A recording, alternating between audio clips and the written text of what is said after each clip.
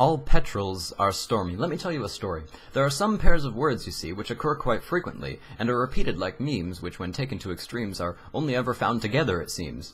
Every nape and every scruff are of the neck, but that's not enough. Think how all fettle is fine, or how only noses can be aquiline, only backs can be sway, and only creme is brulee, in English anyway.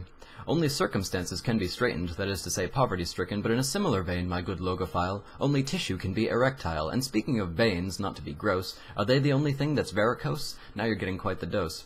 Only motives can be ulterior, not to make them seem inferior, just like bitter recriminations, just like trials and tribulations. You get the gist? It's always short if it's shrift, or only brandy comes in snifters.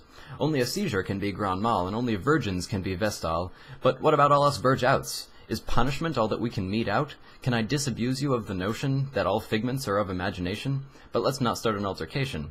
You agree no kith comes free of kin, and you can't haw unless you hem. You can't have crannies without nooks, and what's askance are surely looks. After two comes fro, and you can only be raring to go, and all that can betide is woe. Have I made you give a damn? Can you do anything but be on the lamb? The only thing to boggle is the mind, you see, and if something is blindingly a certain way, it must be obvious. We've made headway. The only thing that's ebb is tide, and time is all that you can bide, and only eggs come sunny side up. Have I cause to rise your hackles, or possibly to warm your cockles? The ones of your heart, though, to be sure, just like how all cynosure is of all eyes. Now yourself avail of me, lest I glare at you balefully. Now it's time to tread carefully.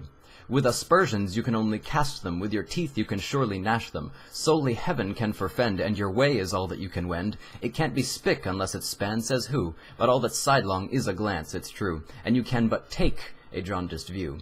Only love is unrequited, and if it's errant it must be knighted. A switch can be toggle and teeth can be snaggle, but have you ever stopped to ponder what it is you do with your dander other than get it up? I wonder. All turpitude is moral, and there's no beck without call. Necessity is what you obviate, but it's getting quite late. Now do you get it, though? All parlance is common. What you do with tenterhooks is be on 'em. Your own devices you're often left to them, and geez, these phrases are getting quite fustian.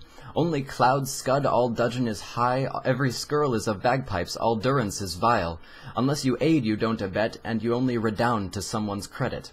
Over easy, Benedict, soft-boiled, I only hope I haven't spoiled your view of English. Are we really free? Is anything bended but a knee? Pride or recuse, who but yourself, men? What can you do aback but be taken? I must admit I'm getting shaken. It almost makes you wonder whether we might have been hoodwinked. Can we really put any words together? I confess I'm not convinced. For although only some toads are horny, all petrels are stormy.